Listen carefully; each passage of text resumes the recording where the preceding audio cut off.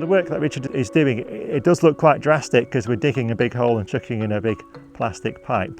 He's putting in a new pipe culvert. That means that water can flow under the track. It solves the erosion problem, and he's also damming the pond, and that's holding back more water. So when it does rain, we create wildlife habitat. Where you might think a plastic tube with a tree planted in it isn't very attractive, it's a new woodland. Where you stop to think, well, that fence wasn't there yesterday. It's not a fence, it's the protection of a habitat, and it's keeping the grazing animals away from an area that we want to regenerate.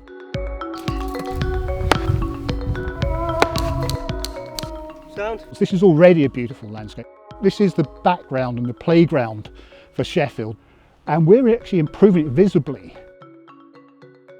We're working in the Sheffield Lakeland area, where you have a large number of streams and rivers that are flowing from the west to the east, and they flow into the Don and into Sheffield. Natural flood management looks across the landscape and tries to understand and then manage how water moves across the hillsides and through the forests and into the streams. To be able to slow that water and keep it in the landscape is a really significant outcome for those that are responsible for flooding and water management. We're doing it in such a way as to benefit wildlife at the same time.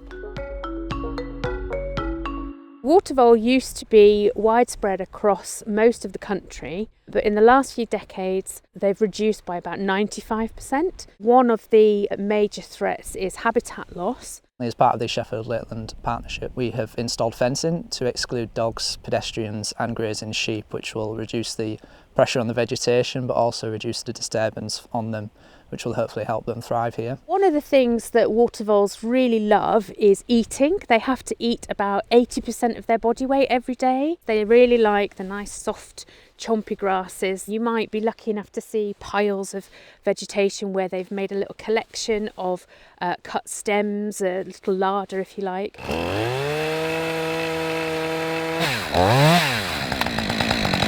We're doing a little bit of scrub control here. We're not taking it all out because it is valuable as shelter from predators, just to make sure that it's not shading out that lush vegetation that they really rely on.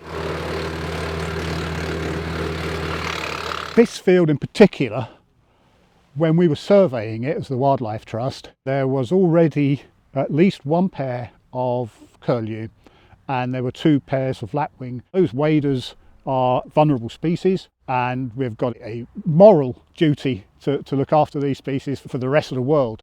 We were really lucky to be able to put this aside for a wetland stroke breeding waders habitat. And so up here now are the guys working with Nabil, and they're putting in scrapes, they're re-wetting some of the field, and we're really looking forward to seeing how this brings in more waders to nest and to use these sites come the spring. So we know the population's here, we know the habitat's right, so we're really enthusiastic about seeing how that develops.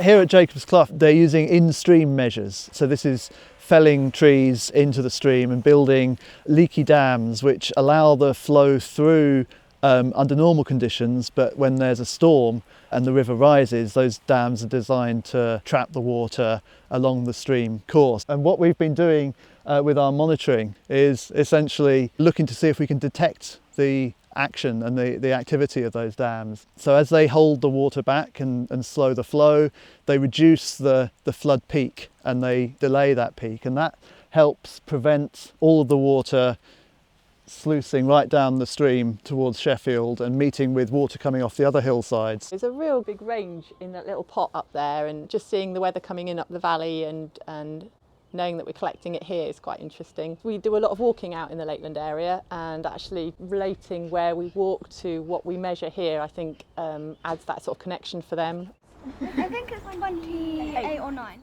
It feels quite special being part of a community that's scientific, that's trying to learn a bit more about the area and about how it all interrelates, and then how that transfers further down the catchment in the rivers, and the feeding into the flood data that maybe the houses down on the sort of the lower reaches are being affected by. So it's really fascinating and quite nice to know that we're part of something bigger.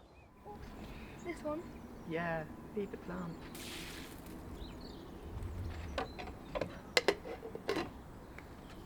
An important feature of the Sheffield Lakeland landscape is these existing wetland habitats. Sites like this, they hold back a lot of water in the landscape, and you get a whole range of unusual species that are nowhere else in this vicinity. So it makes it particularly important to conserve it and look after it. The water rises on the crags behind me, and it comes out of natural springs, and it's retained here in this bowl-shaped bog, which means that when it rains a lot, the sphagnum moss can soak up a whole lot of water, and it slows down the flow. By increasing the number of these sites along the valley, we can retain more water, and that's great for not only reducing flood risk, but in times of drought, it means that there's water retained here. Sites like this are really important to provide a source of biodiversity which can spread out into the new habitats that we're creating. The word we're using more and more often is connectivity. So instead of going straight from a woodland onto a bare grassland, we've got tendrils of trees running up through the valleys. So that's brilliant for species like bats and woodland edge birds in particular. So you're going through a landscape, and instead of just seeing field after field after field, you'll see some pools. And where you see pools, you'll see some wildlife. You'll stop and you'll look. So we're making the whole landscape more attractive. Here we are looking at tree planting work, which is all part of nature-based solutions for reducing flood risk, but also giving benefits for biodiversity, improving water quality. The approach that we want to make towards tree planting is to get the right tree in the right place. So we can plant the trees and do this type of projects where it gives the most benefit to that type of land use. The water tends to kind of make its way slowly down the hillside and then obviously down to the river in the bottom.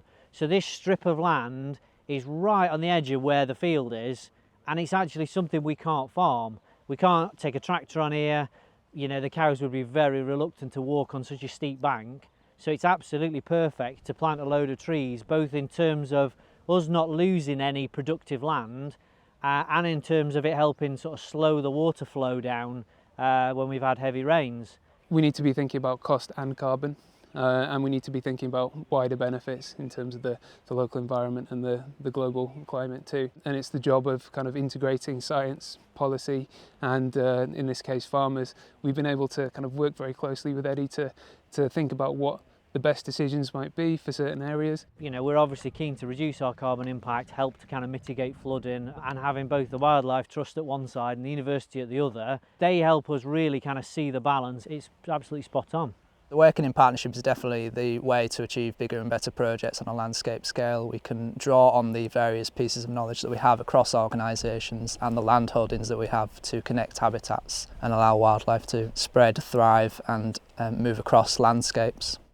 And of course, the people in the area are part of that landscape. So to have them involved in actually doing the work, that makes them much more connected. Many people want to be out in the environment more, so there's the benefits that people get from volunteering and being part of the project, both in social, mental health and physical health.